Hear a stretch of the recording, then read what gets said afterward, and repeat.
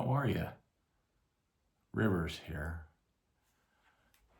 In this story, I'd like to tell you a little bit about my grandfather, Wilford Lars Ferdinand Samuelsen. I carry his middle name of Wilford. I'm pretty sure that he was named after Wilford Woodruff, president of the church back in the late 1890s.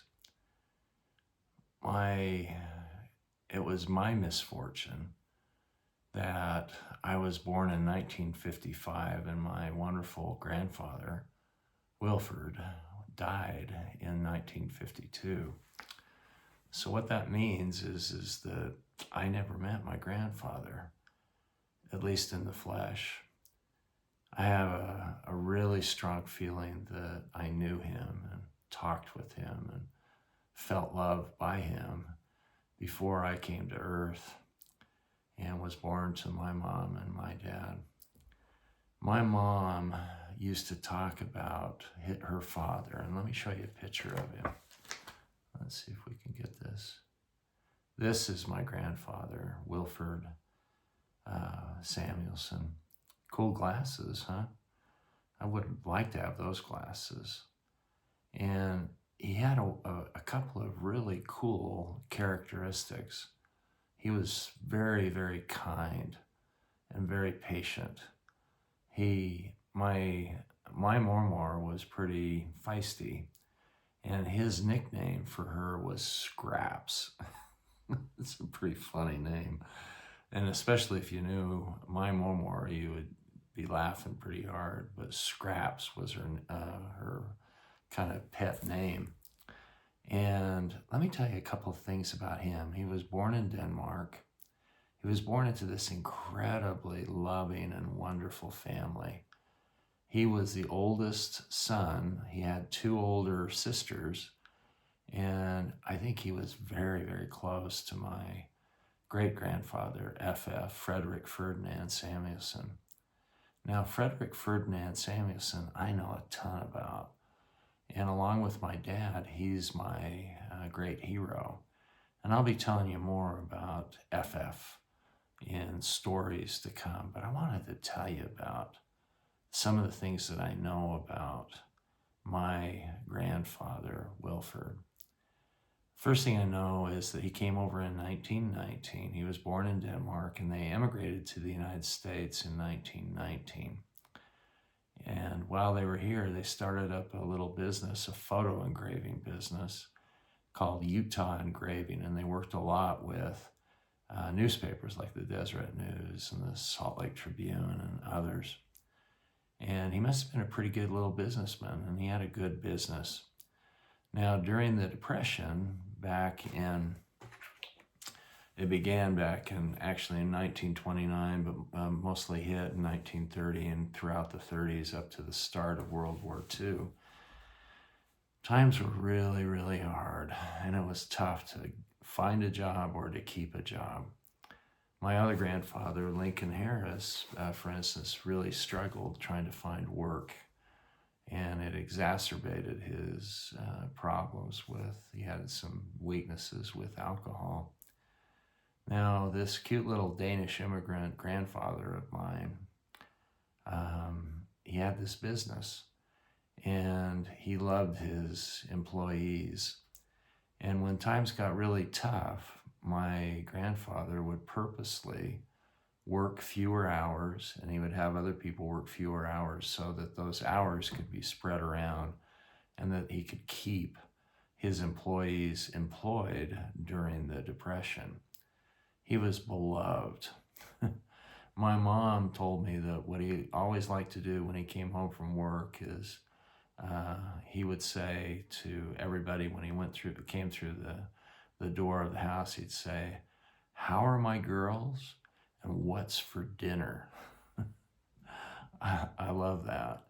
And he was extremely kind. During the Depression, when there are a lot of people who were sort of like what we would call hobos or kind of homeless people, and what they do is they would what they call ride the rails, get onto boxcars kind of illegally, and kind of hitchhike on boxcars throughout the country.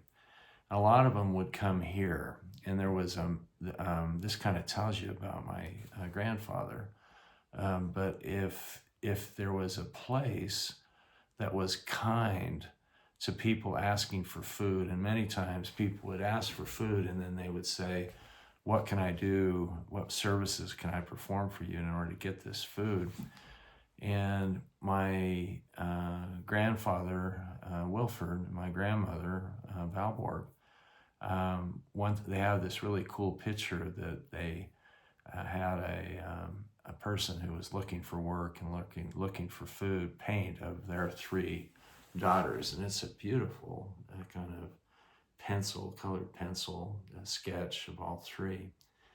Anyway, what they would do is if there was a home where the people were kind, the homeless people would put a mark, not something that you could see really carefully from the street, but if you're up on the porch or if you look carefully for it, it was a mark, and it connoted that this family will feed you and this family will be nice to you. And these are the kind of ancestors you have. There's kindness and generosity. When Wilford lived in Denmark with his mom and dad, they constantly were entertaining the missionaries and visiting general authorities from Utah and the United States. And they loved to throw parties, and they loved to be social, and they were kind to people. And this carried over to, of course, when they came here to the United States. My grandfather, Wilford, had a heart condition. He had high blood pressure. And for many years, my mom would tell me that sometimes she would come home from school wondering if her dad was still going to be alive. And they kind of grew up under this constant tension and pressure of not knowing when he was going to pass away. And he did, in fact, pass away in 1952. And even though I never met him, I have this great love for my grandfather, and I feel honored to have his first name as my middle name, and I want to bring honor to him. And I love my middle name, and I love my grandfather so much that, of course, I named my son James has Wilford as his middle name, and then my Wilford Harris grandson is named after this grandfather of mine.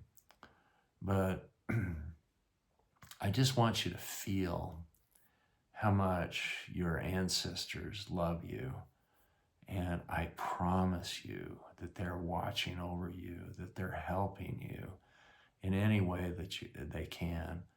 And they're on what is called the other side of the veil. We can't see them, but they can see us. And I think they're very active in our lives, and that they help us and guide us in many, many ways that we'll be blown away. But I just wanted you to meet your great-grandfather, my grandfather, Wilford Samuelsen. And again, I want to tell you how much I love him and how grateful I am for him. And that's what I got to say.